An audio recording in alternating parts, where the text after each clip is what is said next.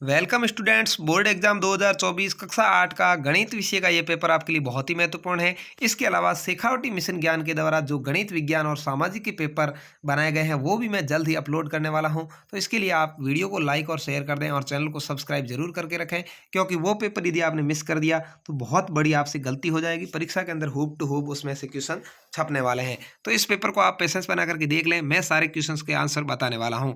निम्न में से कौन सी परिमेय संख्या योज्य तत्समक है? तो जीरो है जो योज्य तत्समक है, यानी उसका उत्तर जोड़ने पर वही आता है। 3/x बराबर -3 हो तो x का मान क्या होगा? तो x का मान -1 हो जाएगा, यानी -1 का भाग देने पर -3 आ जाएगा। दोनों में से किसी भी एक तरफ माइनस हो तो उत्तर माइनस में आता है। एक चतुर्भुज एबीसीडी में विकर्ण AC और BD एक दूसरे के लंबवत हो तो ABCD क्या है? एक वर्ग होगा। लंबवत होगा मतलब बराबर होगा, तो ये वर्ग होगा। आपका राइट आंसर है। 100 का वर्गमूल कितना है? तो 100 का वर्गमूल 10 होता है, यानी 10 को 10 से गुणा करें तो 100 आ जाता है। ठीक है। 1331 की घनमूल में इकाई का अंक क्या है? तो 1331 का घनमूल है वह 11 है, और 11 का इकाई का अंक है वो 1 है, तो द आपका राइट आंसर हो जाएगा। यहाँ पर मूलधन ब्याज की दर समय होने पर चक्रवृद्धि ब्याज का सूत्र दीजिए। यदि ब्याज वार्षिक संयोजित हो तो यहाँ पर ये इस तरह से हो जाएगा। पी क्या है भाई? पी मूलधन है। मूलधन गुणा 1 प्लस दर बटा 100 की घात समय। इस तरह से सूत्र आपको याद रखना है और लिखना है। अगला है 5a प्लस 2b में से 2a प्लस 3b घटाने पर क्या प्राप्त होगा? देखिए 5a और 2b में से 2a और 3b घटाना है। 5a में से 2a घटेंगे 3a रह जाएंगे पीछे, और 2b में से 3b घटेंगे तो क्या रह जाएगा भाई? 2b में से 3b जाएगा तो माइनस का b रह जाएगा। ठीक है, तो यहाँ पर 3a माइनस b का लिखा है, स में लिखा है, स आपका राइट आंसर है। अगला है कोष्टक -2 m+1 गुणा कोष्टक -2 की घात 4 बराबर -2 की घात 6 हो तो m का मान कितना है? यहाँ पर देखिए इसकी घात 4 है, यहाँ पर m+1 है तो उसकी घात क्या हो जाएगी? 1 हो जाएगी। m का मान 1 हो जाएगा। 1 और 1 2 ये हो गई, 4 ये हो गई, घातें जुड़ गई, 6 हो गई। ठीक है, तो यहाँ पर 1 आ जाएगा। अब आगे आता है अति लघुत्तरात्मक क्वेश्चन। बताइए कौन से गुणधर्म की सहायता से आप इसके अभिकलित कर सकते हैं? तो सहचारिता का नियम यहाँ पर लगेगा। अगला है समीकरण 5t-3 बराबर 3t-5 को हल करना है। तो टी को एक तरफ करेंगे तो 5t में से 3t इधर आएगी, चली जाएगी, पीछे 2t रह जाएगी, और इधर 3 माइनस का इधर ले जाएंगे तो माइनस का 5 और प्लस का 3 तो 2 रह जाएगा माइनस का। तो यहाँ पर 2t का मतलब -2 है, तो 2 इसके नीचे से बटम जाएंगे तो यहाँ पर t का मान 1 आ जाएगा। ठीक है, इस तरह से आपको समीकरण हल करना है। निम्नलिखित संख्या में प्रत्येक घन के इकाई अंक ज्ञात करना है। इकाई अंक के लिए आपको केवल पीछे वाले अंक को 3 बार गुणा करना है, और उसका जो अंतिम अंक आए इकाई का वही इसका उत्तर होगा। यहाँ पर 2 का अपन 3 बार गुणा करेंगे तो 8 आएगा। इकाई का अंक 8 है, तो 2 नंबर का ये इस तरह क्वेश्चन आएगा। निम्नलिखित का अनुपात ज्ञात कीजिए 5m का 10 किलोमीटर से, यानी 5 मीटर का 10 किलोमीटर से। तो 1 किलोमीटर में 1000 मीटर, तो 10 में कितने हो गए? 10,000 मीटर। इधर 10,000 इधर 5, इसका अपन निकालेंगे 1:2000 उत्तर आ जाएगा। अगला है निम्नलिखित कथनों को पढ़कर सत्य असत्य लिखना है। 2 गुणा 4 की घात 2 का सरल रूप 2 की घात 2 4 घात 2 है। ये बात बिल्कुल ही असत्य, ऐसा नहीं होता। ठीक है, 4 दूना 8 की घात 2 आप लिख सकते थे। ठीक है, क्योंकि अंदर वाले गुना होंगे, घात 2 रह जाएगी। 4 की घात 9 गुणा 4 घात 3 का घातांक रूप 4 घात 12 है, बिल्कुल ही सत्य है। गुणा के अंदर हो तो घातें जुड़ जाती है, सत्य हो जाएगा। 3 की घात 5 गुणा 3 घात 3 में भाग दें 3 घात 14 का, तो हल 1 घात 3/6 आएगा।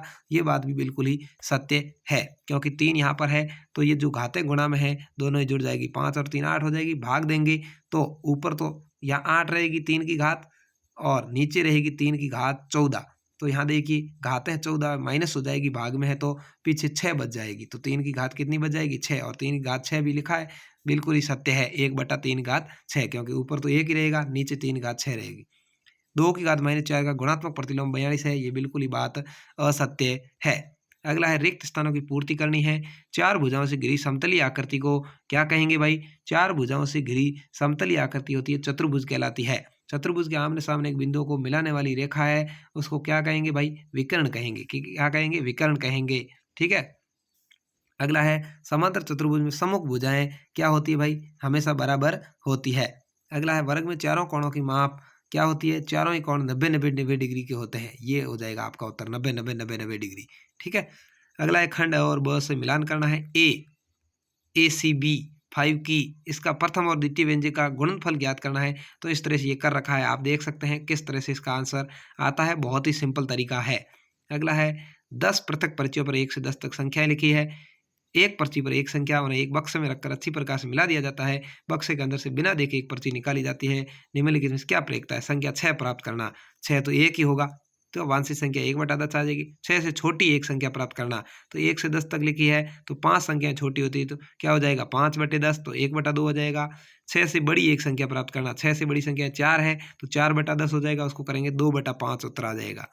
अगला 1 अंक की एक संख्या प्राप्त करना, तो 9 संख्या 1 अंक की है, तो 9/10 उत्तर आ जाएगा। इस तरह से आपको करना है। अगला है खंड ब, यहाँ देखिए अभाज्य गुणनखंड विधि से 400 का वर्गमूल ज्ञात किया है। इस तरह से आप इसको कर सकते हैं।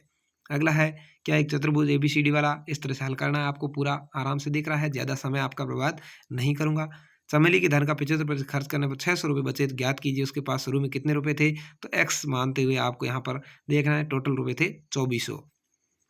अगला है मोटे कागज की 12 सीटों का भार 40 ग्राम है, तो ऐसे ही कागज कितनी सीटों का भार 2.5 किलोग्राम होगा? तो एक का 40 ग्राम है, तो यहाँ पर 2.5 किलोग्राम के लिए 40 का इसके अंदर भाग देंगे, 12 से गुणा करके 750 सीटें आ जाएगी। ठीक है।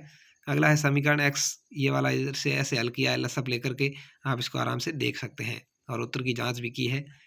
यहाँ पर आप इसको देखिए। एक शहर में एक माह में विभिन्न कारणों से हुई 200 दुर्घटनाओं का आलेख है। इसको आपको उत्तर देने हैं। खराब सड़क से कितना हुआ और दुर्घटना किस वाहन की गलती से हुई। अगला है गुणनखंड करना है या निम्नलिखित का विभाजन करना है। दोनों में जो भी आपको ठीक लगे उसके आंसर यहाँ पर स्टूडेंट्स किए हैं। कितने अच्छे तरीके से किए हैं, आप भी ऐसे ही करें। अगला है 24वां, यहाँ पर ये जो आयत बनाया हुआ है इसका क्वेश्चन आंसर करना है। घन का क्षेत्रफल निकाला है और आयत का परिमाप निकाला है, इस तरह से करना है। अगला 25वां क्वेश्चन है, यहाँ पर दोनों क्वेश्चन है अथवा में कोई भी एक है, इस तरह से आपको हल करना है। तो ये था आपका आज का गणित का पेपर। कैसा लगा कमेंट करके ज़रूर बताएं। बोर्ड परीक्षा 2024 के अंदर कक्षा 8 के गणित के पेपर में हूब टू हूब इसी तरह क्वेश्चन आने वाले हैं, तो इसको आप ज़रूर शेयर करें अपने दोस्तों के साथ। चैनल को सब्सक्राइब करें। शेखावटी मिशन वाली वीडियो के लिए चैनल को ज़रूर सब्सक्राइब कर लें। धन्यवाद।